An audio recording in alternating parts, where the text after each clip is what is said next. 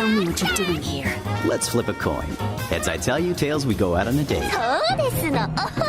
Warning, Otaku contains adult language and discussion. If you're easily offended, do not continue to listen. It's over 9,000! All right, everybody. We are back for another episode of Otaku here on Rain Man Digital. You can listen to us on Spotify, iTunes, Google Play, and Stitcher. Also, you can go to rainmandigital.com. Check us out there. I am your host, Gregory Darkside Holmes, and in the studio with me today is my ever-faithful Filipino brother, David Sabal. Hello, everybody. Mr. Michael Flores. Hi! And my lovely, amazing wife, KCB. Hi. So, today we're bringing you a few episodes. We're only doing 2 today. We kind of amped up how many episodes we watched to kind of give a better idea if you should watch the show or not. As we found in kind of the past couple episodes, we were like, man, we should really probably watch a 3rd episode or more. So we're sticking to the new format of 2 episodes a show, 3 episodes each. There actually was a couple of shows this round where I needed that 3rd to actually make a decision. So that was a good move, Greg. So we're going to get into them here. It's September. We're getting towards spooky season. So we're going to be doing adding in a couple spooky, horror, supernatural animes in the upcoming shows. So if you're ever wondering, man, I love supernatural shit, is there an anime for me? We gotcha. Oh, there's a lot. So Yeah. So keep listening, guys. We'll give you some. And with this, we have 2 shows today. So the first show we chose was Violet Evergarden, and the second one was called Junji Ito Collection. So we're going to actually go ahead and get right into it. We're going to start with Violet Evergarden. So Violet Evergarden, in the aftermath of a great war, Violet Evergarden, a young female ex-soldier, gets a job at a writer's agency and goes on assignments to create letters that can connect people. So this one was done by Kyoto Animation. If you don't remember, Kyoto Animation was the animation studio in Japan that was the victim of an arson fire from an ex-employee. Yep. And this was one of their ones. I believe they were working on it at the time that the fire happened, or around there. It was already in post-production. I can't remember when this was in production during that time. But they've also done A Silent Voice, the movie, Sound, Euphonium, the movie, Our Promise, A Brand New Day. And it's directed by Haruka Fujita, who did Miss Kobayashi's Dragon Maid, Free, and also, again, Miss Kobayashi's Dragon Maid. So did the first season, and then I think special that they had. So, and then the cast is, as Violet Evergarden, the Japanese voice is Yui Ishikawa, who did Mikasa Ackerman in Attack on Titan, and Kaoru Rindo of Sakura Wars, the animation. The English voice actor is Erica Harlacher, who did Elizabeth from The 7 Deadly Sins and Jackie in Netflix's BNA. So this one was very, just style-wise, was a very old-school-looking anime to me. It was really pretty. It was very pretty. Yeah. I got a lot of Studio Ghibli vibes. Yeah. Everything was very flowy and pretty. Even when she came out of her bag, she was very pretty. Yeah. This anime definitely, the animation style in this one was definitely for like a newer release. You could tell right off the bat the CGI was pretty well done. It was very crisp. This was probably some of the best CGI integrated like anime that has come out in recent years. And I think that just speaks to the quality that Kyoto Animation puts out. Yeah. They have that I say that classic style again because it's very, no matter what they're doing, the animation is very on point. It's very crisp. It's very well done. Again, kind of like Casey, you said, like Studio Ghibli. Mm-hmm. It's very nice. It's very pretty. It's high quality. Yeah. High quality. And to me, that was one thing I loved about the series was that they could have just, done like, oh, cool. Like all the up close shots are really nice, and far away, they can kind of like skimp on some of the detail like some other animes do. So, David, what were your thoughts on Violet Evergarden? I was actually, I didn't have a lot of excitement about this title just because I went into this title kind of wondering like what kind of anime genre that would fit, because you're dealing with a warrior female type character coming back from the war. And I was expecting something like, I forgot what the name of the anime we covered in one of our last shows, where it was like a more action-paced anime. This isn't an action-paced anime. What genre would this fall into? I feel like this would fall into one of those animes that's a deep character analysis. It's I wouldn't say it's a slice of life, but it's not a slice of life, but it's kind of in that realm where it's American sites are calling it coming of age. Coming of age, something like is there an old school. That doesn't even make any sense at all to me at all. Like, when you take a look at the character. The character itself, the main character, it took me a while to actually realize this, probably by episode 2, because in episode 1, it happened so fast. I'm like going, okay, what is this whole story about? What's the type of anime it's going? And for old school anime fans, this feels like, say, like Aruma Takashi's Maison Ikuku. Yeah. Where it's mainly focused, I don't want to say a romance. It's not a romance anime, but it's I feel like it's like an after romance type thing, you know. It's like when you see those movies where like the girl like doing the post breakup type stuff, because it doesn't show, like, they don't romanticize her relationship with the major at all. Like, it's like that post relationship type thingy, because like you could tell the girl, like, it's like, I don't really know like the difference, like slice life, all that stuff, but I feel like it dances around this like weird, I don't want to say steampunky vibe, but it, like Miss Robot Hand, and the way that they were all dressed, like that's the type that I was looking at it. And almost take Battle Angel Alita. Take out all the action. Take out all the action. It's all story. But you know what? And it's all story. Did you go past your episodes at all? Be honest. Because does it get? Like, because we didn't. So, but did you? Because we were tardy. But did you go past? Does it get any faster than what we saw in the first 3 episodes? No. It sticks to its pacing pretty much from episode 1 past episode 5. I felt like the flashbacks were super dramatic. That's why we kind of liken it to as we say, old school anime, but anime that we watched, you know, because they like didn't in the do 90s. like, It was like, it's very, like you said, it's very story driven, and it's kind of about her trying to find out, like, when I watched the end of the 3rd one, because the major base says, you know, what is the line? He says like, go, like, love me, or what was the exact phrasing? Do you remember?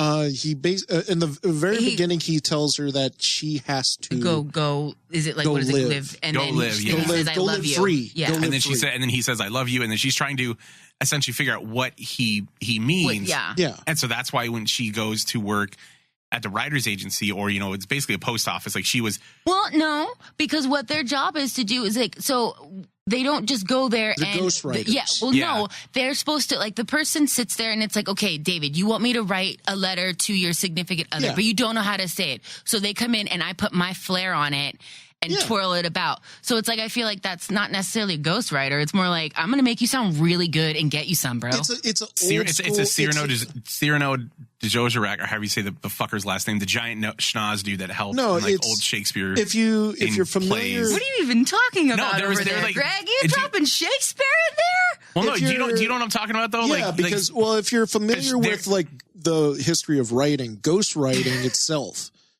that is what it is. It's basically a person going to another person asking, I need you to write me a story, or I need you to write a poem that I can say to another person.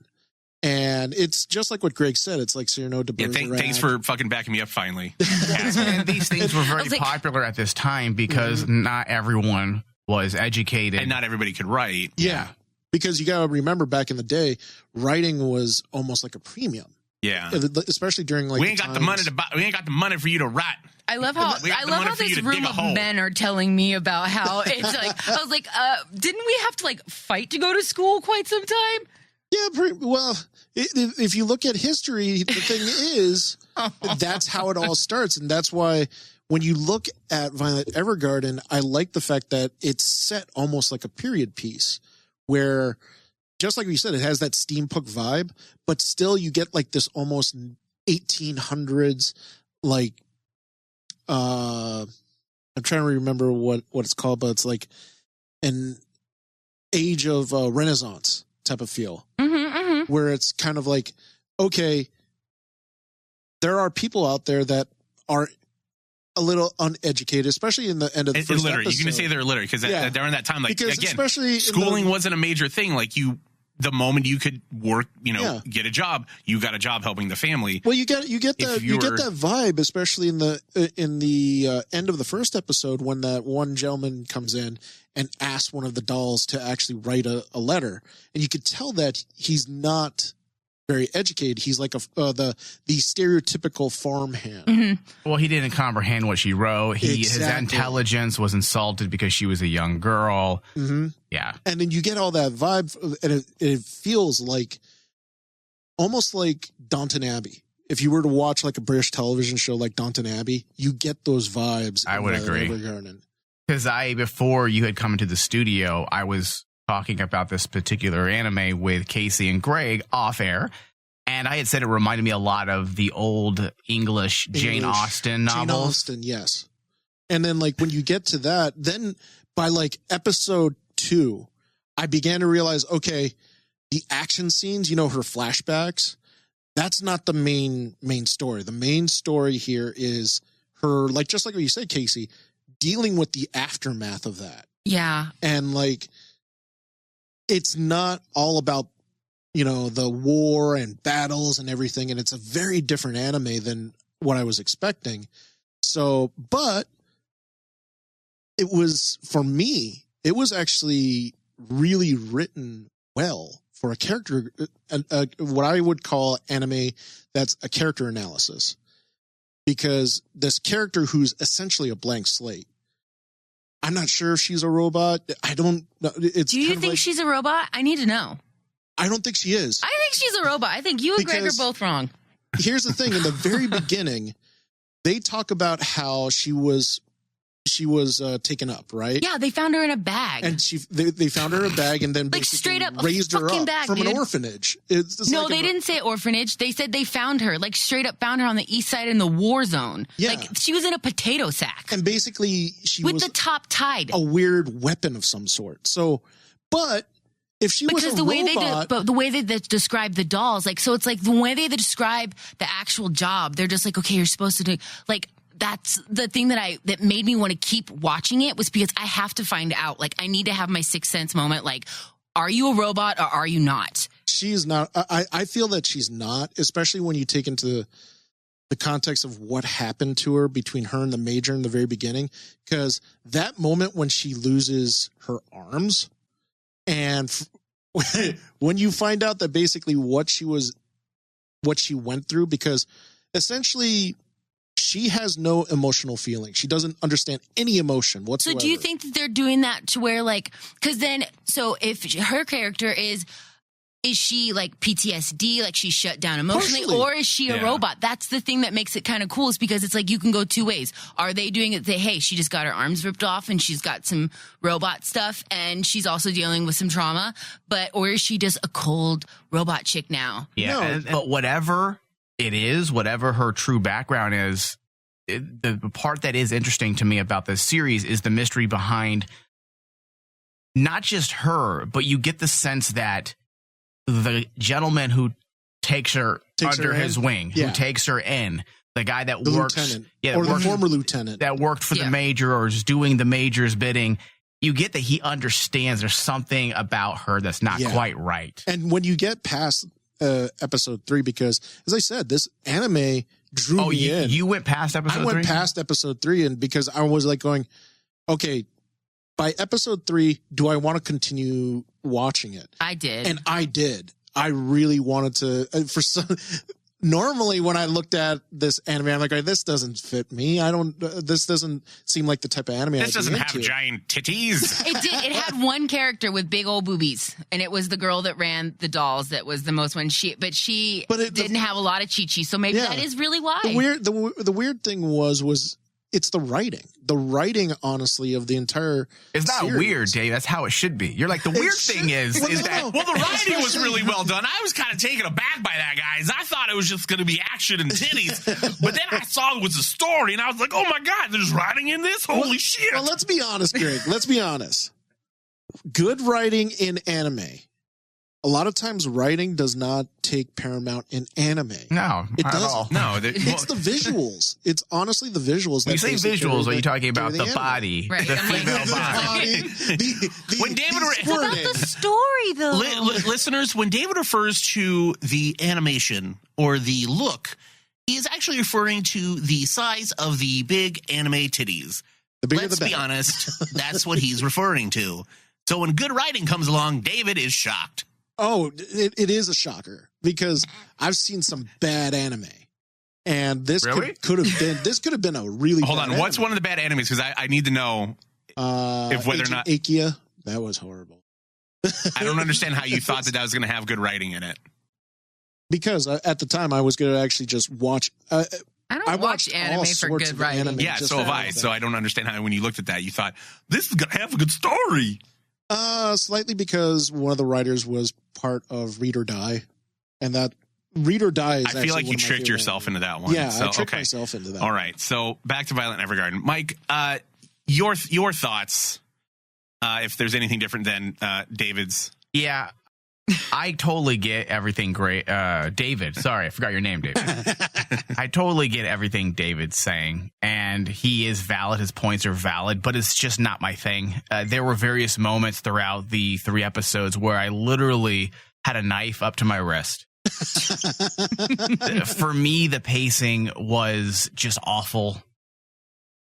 I don't give a shit about a girl who doesn't comprehend love, even though the guy told her he loves her, and she's all, what does it mean?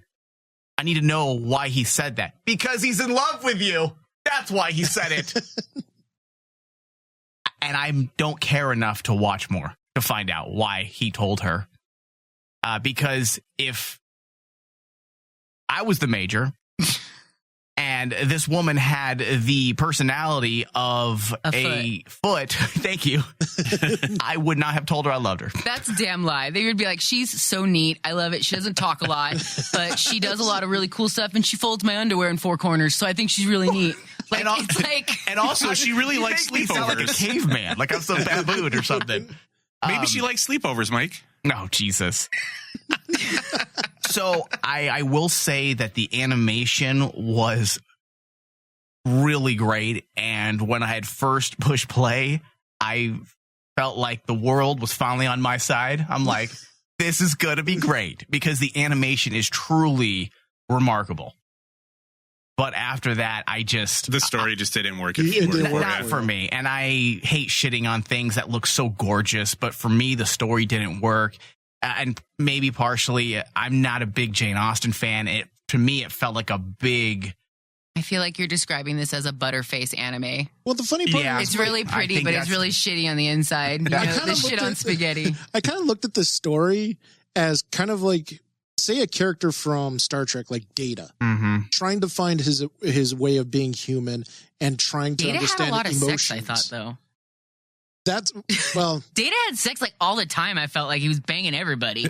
because he was anatomically Violet correct. didn't bang. Oh shit, man! But like the whole thing about the story of a being like who does not understand emotions. Yeah, I get that, Dave, and you're not wrong. Again, I'm not disagreeing with you, but for me, Data was interesting. And he was really good at poker. No, This absolutely. woman was so dull. I'd rather watch a rock and see if it will eventually talk to me. That's on to you. But I think that if that's the story itself is worth what I think. Besides the animation, is worth watching the show for. I would say it's a really good. Like the pacing. Okay, it doesn't work for everybody. No, it doesn't. Could her character have a little bit more like? I don't want to say depth because. But I think It's Well, the I don't know. depth- I'm the only person in here that didn't like it, so it doesn't suck, right? it's just not my It's thing. not your I thing. feel It's like not it's a your little too thing. emotional. It's though. not like, my it's thing. Not, and plus the way it's written is it's written in a type of genre that's not very popular nowadays. well, it's And a genre that hasn't been done. I don't think correctly for. I think since the end of the 90s. Yeah. I'm going to be 100% honest because I don't Because remember. people try it and it turns into a terrible, terrible trope. How is this reviewed amongst anime fans for the most part? Is it reviewed favorably? It's reviewed. I mean, A lot of- on it's- IMDb, it's basically at 80. It's Yeah, 80 it's gotten good reviews. It's gotten good reviews. And it won some awards, best animation Yes. for the Crunchyroll Anime Awards for 2019. So it does seem like Because it's got a nice face. Well, it got the night. Yeah. It got the anime. It got for best animation. yeah. So, as I said, this is what carries it is the animation for a lot of people. I just found actually once I started actually just sitting down and just engrossing myself into it, then I found myself like just continually watching on. And as I said, it has the vibes of Downton Abbey to me. And a show like that takes so long to get into. And that's something I also kind of did on. Yeah. Because, like- all my film friends are like, dude, you got to check it out. I'm like, okay, well, I watched it for 15 minutes. I'm And like, then you get okay, bored with good. it, right? Yeah. And it's because of that slow burn, because that's what, those type of novels and those type of stories. I wonder if I liked it so much is because I didn't actually like I was doing something while I was watching it. So like I feel like maybe it filled a void. That you know what I mean? helps. Because Honestly. I feel like that's not cheating. It's called multitasking, bro. I got shit to do. But that's how a lot of anime viewers nowadays do. Is just turn it on, let it run. Yeah, well, and yeah. This is actually one of those type of animes that you can do that to, and it'd be perfect. I sat and stared at it with a See, that's And your if you first stare problem at right it with a there. You pencil and never. paper, and nothing would come out. I'm just like, I Anime's can't. like a demon, dude. You just got to check it out in your periffs. That's it. Take it out of your brain. But again, like I said, this is like David said, this is a genre that hasn't really been done, and it hasn't been done since the end of the 90s, because in the 90s when anime was still slowly rolling through into America, companies grabbed whatever they could, whatever I guess was cost effective for them to bring over to the States. And so you got a lot of these either action or is really story driven. And so you had all these ones that, we watched or that me and David watched and Mike might have seen some of them as well. That were very story driven. Then after that, everything was action. Like it was fast paced. It was done. They started following that pacing of, all right, we got to get it done. We got to go. Well, not only that, during that time, especially during the 90s, the audience was changing to the point that, Goddamn sitting fucking hipsters. sitting down and watching, say, I'm trying to think of like a really, Man, if you like it's like sitting down watching like Record of Lotus War. Like you have to like, almost, that's not a casual watch. Like it's not a casual watch. That is when you have to sit and watch. But like during the time that you're talking about, that's when people said our audience does not hold its attention right now, so we got to make the anime that basically fits our audience. That's why Dragon Ball Z went away for a bit. Dragon Ball Z, because nobody wanted to wait 16 episodes for Goku to fucking power up and then to do one goddamn move and then fuck it up. Yeah. And then you get. So who do you think is the audience for this? Because with this generation, I definitely think it's more of a feminine one, though. I think a lot of I feel like I could literally tell any of my younger cousins that are like, hey, all I see is, if I want to get him into something that's just like a casual one, like not so like this is a good gateway, younger teen, like they could do this and it could bring him out to like be other types of fans. Like, you know what I mean? But the themes that it deals with are pretty heavy.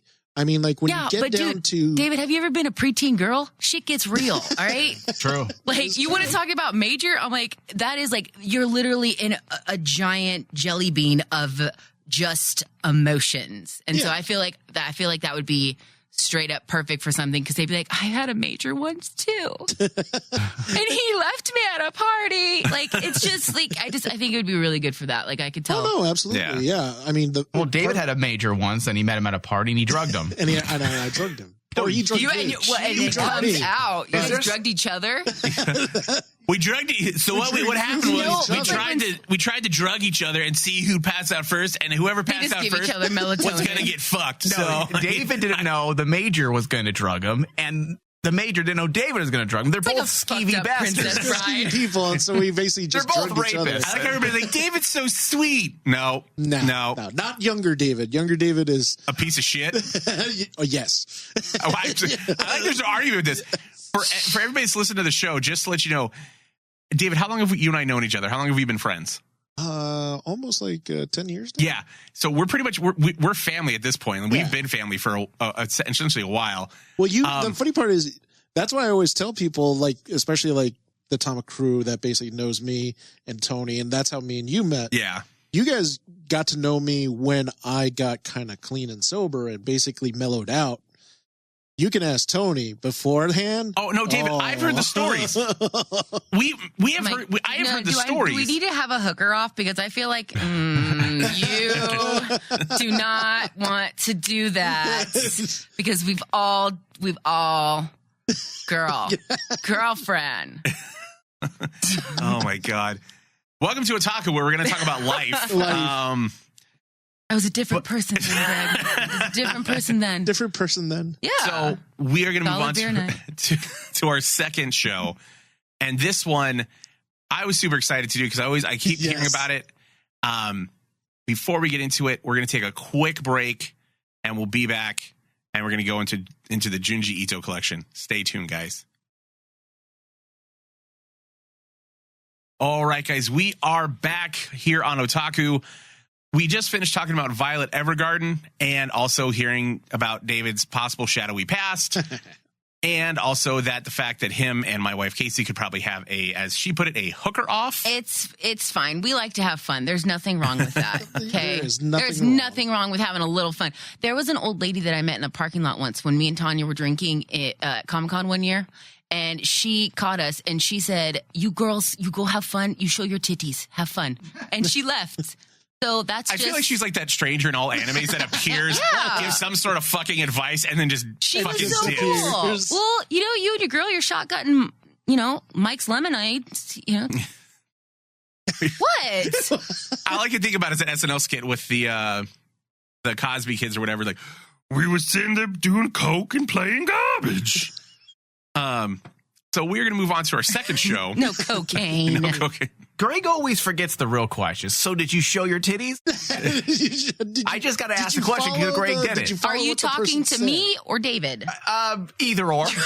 I showed my This question is for David and Casey. Greg shows tits all the time. I do. Do something strange for some change, hey, girl. You know what? If it involves a Costco hot dog, I'm fucking in. Blowjob, hey, my still a milkshake job. makes the boys come to the yard.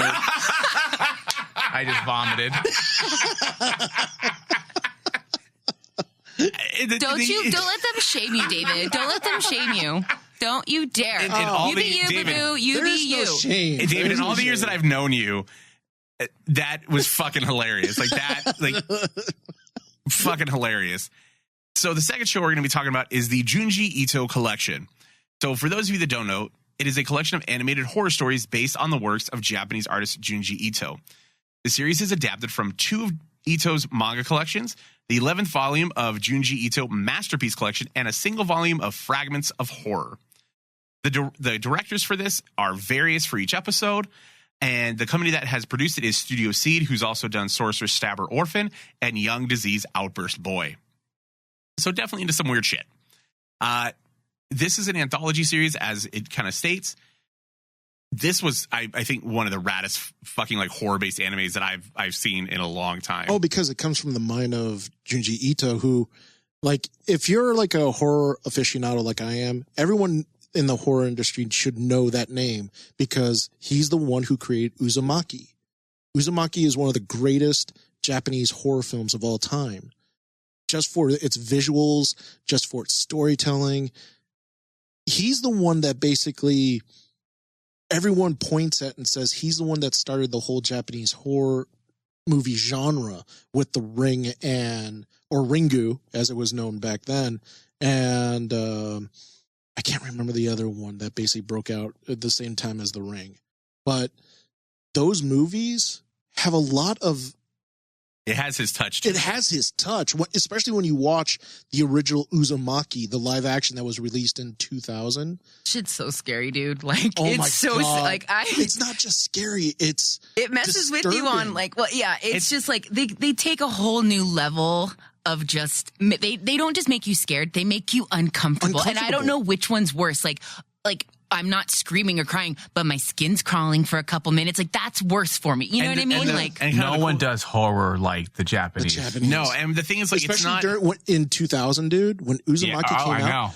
people were like going, "What the hell did?" But just because- hit And me?" but the way that Scream. they did it in this one though was like they just like it made sense. Like it gave me total like scary story, scary. Like it was like that. Like they fed it to me in the most comfortable American horror fan. Like it was so freaking good, and my ADH body was happy because it But was what's- so short. And that's the thing, like the difference between like Japanese horror and like say American horror is American horror is all about it's the shock value. It's like, what can we do to really push the envelope to try and scare somebody? We're Americans and we see a lot of now.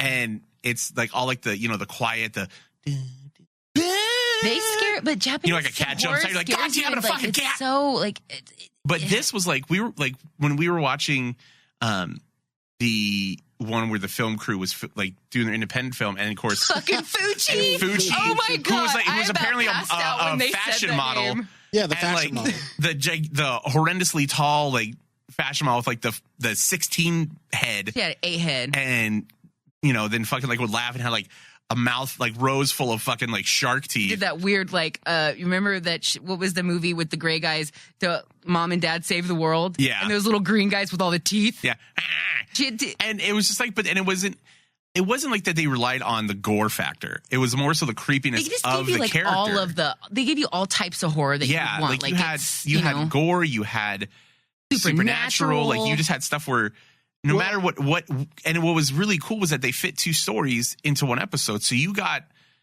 more in the 30 minutes or 25 minutes that you watched that episode than you would. it was like a round table of just like and the shows complemented each uncomfortableness. other. Like if one was kind of a supernatural one, then the next one was more of a like I have to you know, ask though. scary. What was you your know. favorite one? What was your favorite one? Oh, that's difficult because all 3 episodes were absolutely stellar. So If- here, And If you like, have if to- I if you had had to to pick- choose, Which you do right now. I think actually the first episode was actually my favorite. yeah. But in terms of horror factor, Uh-huh. I think Slug Girl. That's freaking literally freaked what me I was out. going to just say. That like it made disturbed me. It made me feel so- nauseous. Yeah. At the end. Okay.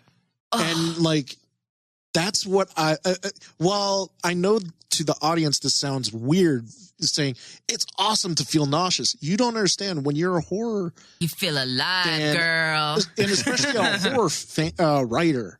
I appreciate the fact that Junji Ito has a talent to give the audience a sense of dread easily within like 5 minutes. And When it- barely 5 minutes. even doing anything Yeah, though. and it's just, like it's, just it's a if- simple it's like story. what- That's like it's not Yeah. something intricate. It's not some big detailed well, thing. when you saw the slug girl when she walked into the room and Oh, her mouth God. was closed, and you didn't even see anything. You just saw a picture of a little like a girl sitting in bed with her hands closed around her mouth.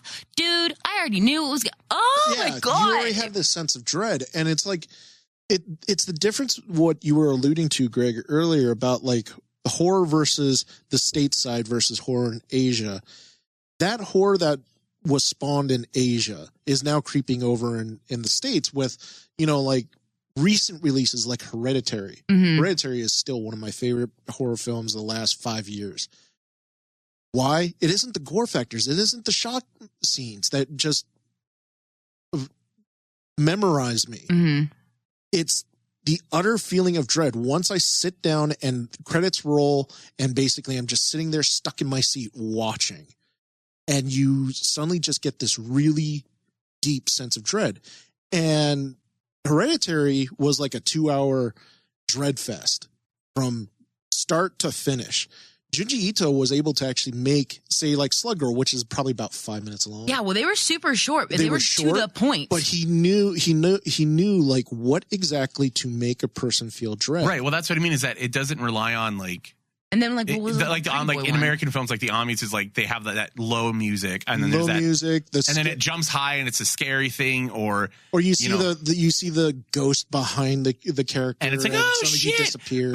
but in all of these it's been from the start he sets the tone for He the sets the tone. the tone for the show or for that story. But if you're still feeling funky and you want some gore, he does provide that for he you. Like does, he but does it's- it, but in a very but it like works in that way of it fits the story. It's not just gore for the necessity of gore. Like the first one, you know, with the cursed boy, where he's doing all I these didn't cursed. really He's like that one that much though.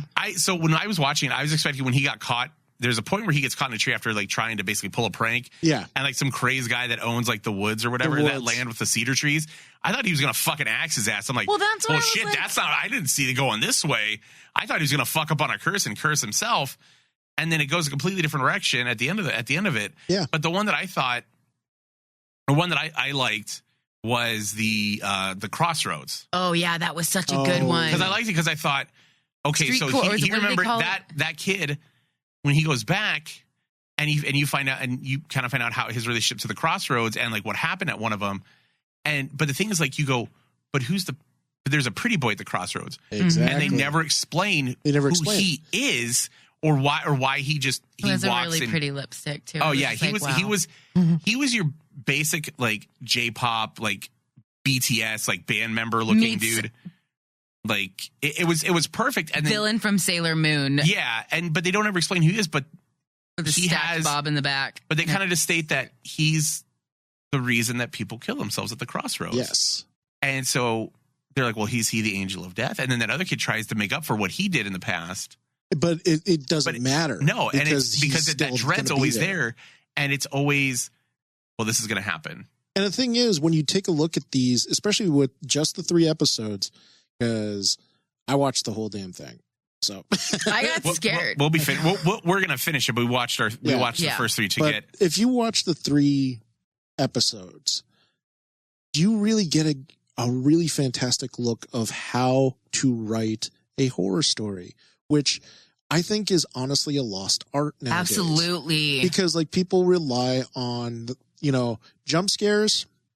Nowadays, it's basically the ghost haunting the and don't girl get me, and that's fun. the curse of everything and all that. But no one has yet to master The what mental Junji Ito scare. was able to do, which is start with a simple amount of dread in the beginning and continue it on throughout your story. The only two movies, the last 5 years that has done that for me, Suspiria, which was fantastic. The imagery in that was awesome. That remake was Mike. The Didn't remake you and was I go and see that? So good. Yeah. And it was so different from the original. And Hereditary. I haven't seen Hereditary. And you basically go, okay, I feel really uncomfortable. I mean, like me and you, Mike, have talked about Hereditary. Hereditary falls into the giallo genre in almost every way. I forgot the name of the director of that film, but he did an entire mini doc leading up to the release of that movie, and he talked about the giallo films and how he was deeply inspired by it. And a lot of the Japanese horror films were also inspired by giallo. And like I remember me and you talking about Hereditary at the time, and I remember you saying you felt sick. Dude, my ass was sweaty, dude. And you felt sick. And I don't sweat. I literally felt what was sick. It? Mike, when you went and saw Suspiria, the remake, the scene where the girl's basically getting like Jesus, where she's getting all bent and like, supernaturally like the mirror scene. Yeah, the mirror scene. Yeah. I remember because I even said to you in the theater, I go like, we were both uncomfortable. I was like, I'm gonna fucking puke because like. You said you were going to go home and watch a bunch of Disney movies. I did. He probably because did you have to wash out the imagery. Oh, no, because absolutely. like there's a scene like she's getting busted up and like in the mirror scene like this girl's getting all crumpled up like supernaturally, and then she fucking pisses herself. Yeah. And I'm just like, fuck. But I feel like that's always. But that's when they. I feel like when they show that pure moment of when you know that you're being hurt so bad. And it's like, that's when it's like the next, it's like, because when I start comparing things to like what I've seen, and it's like, oh, they went that extra mile. Yeah. And you're like, oh. A perfect example of like those type of feelings for me is Slug Girl.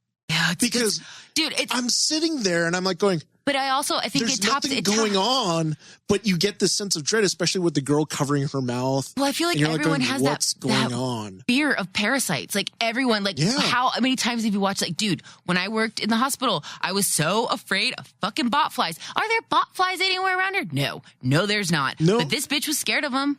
No joke. Like after I watched Slug Girl and I watched basically all of that, I had to take a shower. I took a shower immediately. Do you want to know? And then on top of that, I cleaned all my cat's kitty litter.